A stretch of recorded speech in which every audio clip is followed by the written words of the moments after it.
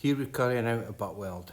This is where we join two pieces of sheet lead and use lead welding, the oxyacetylene equipment, to basically melt or join the two pieces of lead together. As you can see here, I'm welding with my left hand, so my direction is from the left to the right.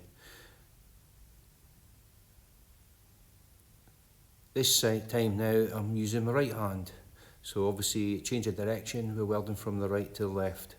The nozzle is always 90 degrees to the weld, and obviously this direction you can see me, it's 60 degrees the way I'm going forward. There's certain times during the weld we must stop as the lead can expand and contract, and this is where we need to dress down, keep the lead flat to the surface. If we don't do this, the lead tends to build up underneath the weld, and the actual weld pattern itself becomes more like a spoon, or I should say an upside down spoon is what you're looking for, rather than like a spoon.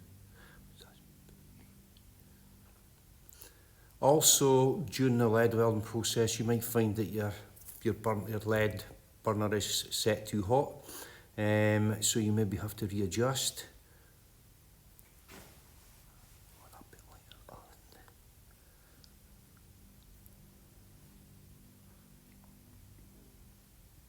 So here's me readjusting the length of the acetylene flame. Shorter the flame, the cooler the flame will be. Introducing oxygen to generate a neutral flame, which is the ideal flame for carrying out lead welding.